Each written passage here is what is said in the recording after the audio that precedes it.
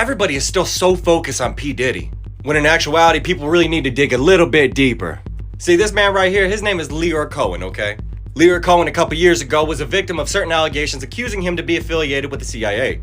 Leroy Cohen is also responsible for placing Sir Lucian Grange in charge of Universal Music Group. Before I go any further, let me just say this is for entertainment purposes only.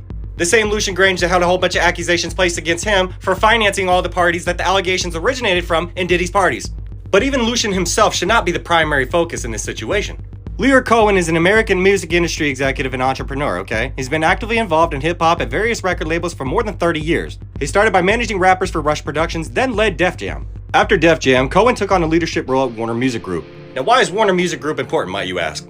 Well, in the year 2012, a mere 232 media executives in the US were responsible for controlling all avenues necessary to manufacture any celebrity and spark any trend. Time Warner, as the owner of Warner Brothers Records, could not only sign an artist, but since they are also owners of Entertainment Weekly, they can also put an artist on the cover of magazines by next week. BET and MTV are owned by Viacom, okay? When ownership of these mass media conglomerates is cross-checked with the biggest names in private prison ownership, things start to get more than a little fishy.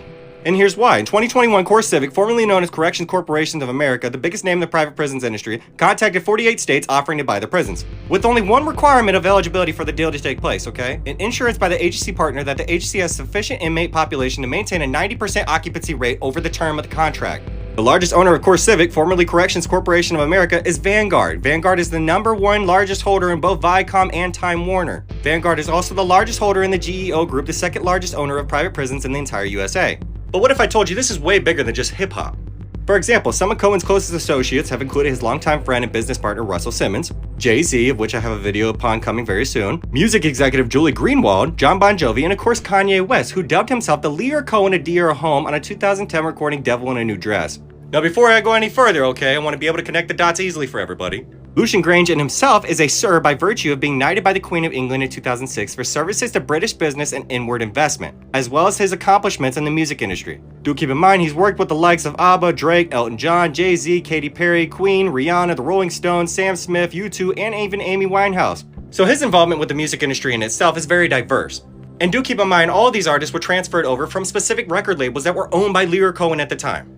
Now this is why it's interesting, okay? I'm not going to lay claim to any of this being true, but I just want everybody to read this specific paragraph, okay?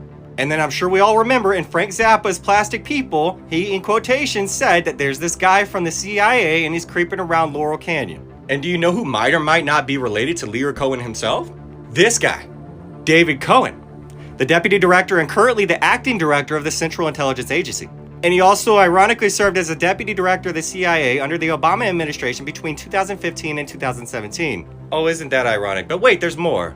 Were you aware that Jim Morrison, Frank Zappa, Papa John Phillips, and David Crosby were all children of high-ranking members of the American military? Or that the Los Angeles neighborhood of Laurel Canyon, one-time home of all the above, was also the location of the Air Force's 1352nd Photographic Group? And these factoids, like they state, might not mean much to you, but according to the late conspiracy researcher David McGowan, they indicated a military psyop. And a lot of people might know about David McGowan's story, but what they don't know is if you do a little bit of connecting the dots, you might end up with a map like this. Which kind of makes sense, doesn't it? But McGowan claimed that the hippie movement in the 1960s was conceived in a government lab somewhere as a way to diffuse the national anti-war movement. Now do keep in mind the Black Panthers themselves were involved in this movement. Do you know who Tupac's mama was? Oh yeah, I'm sure everybody's starting to connect the dots just a little bit easier, huh? Just know Tupac in himself had a lot to say before he was in quotations murdered. And I'm sure all that truth will come out with Diddy's case. But even if he doesn't, I'm sure we all know the truth anyway. But supposedly the plan was simply put to hook the kids on rock music and hard drugs, taking their minds off of the revolution in the process. And perhaps the individual most emblematic of this scheme was Jim Morrison. Morrison essentially arrived on the scene as a fully developed rock star, complete with a backing band, a stage persona, and an impressive collection of songs. And John Coleman, someone that was associated with McGowan himself, in the tradition of so many conspiracy authors, claims that he first found out how the world really works while serving as an agent of Britain's Special Intelligence Service. And after he got out, I can't mention these names, but it's clear he had a big mission, didn't he? Trying to expose specific agencies that were secretly running the world on behalf of the Queen of England. Oh wait, who knighted Lucian Grange? You starting to put the puzzle pieces together? He labeled this plan the Aquarian Conspiracy. As he stated, nobody would have paid much attention to the motley crew from Liverpool and the 12-Atnal system of music that was to follow had it not been for an overabundance of press exposure. The 12-Atnal system consisted of heavy repetitive sounds taken from the music of the cult of Dionysus and the Baal priesthood by Adorno, and given a modern flavor by this special friend of the Queen of England and hence the Committee of 300. Wait a minute, the Committee of 300, why does that sound familiar? Oh yeah, back in September 2012, Cohen resigned from Warner and started his own independent label called 300 Entertainment, people. And on September 28, 2016, Cohen was named YouTube's global head of music. So this man has his hands in quite literally everybody's pockets. And isn't it ironic that Cohen himself worked with the Beatles?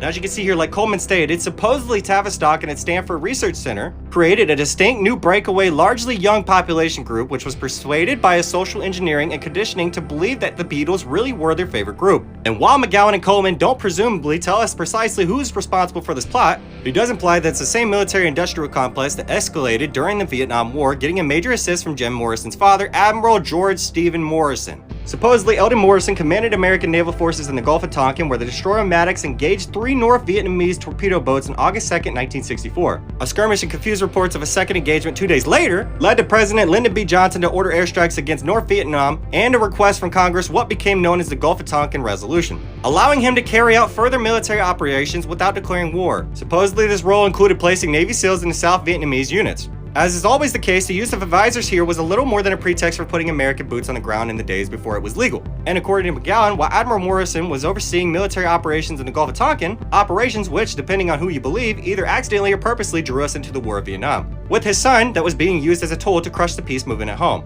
So when I told you this is bigger than anybody would like to expect, this is bigger than anybody would like to expect. And isn't it a tad bit ironic that Obama himself just recently has had a secret meeting with none other than Britain's Prime Minister? So when I say what goes around comes around, I mean it. And everybody should start researching into matters for their own, because everybody seems to be still focusing so much on Diddy right now. Not that Diddy shouldn't be condemned for his actions, but come on people, you need to see the bigger picture. And that bigger picture might involve the fact that hip-hop itself might just be a facade, filled with frequencies to convince you otherwise.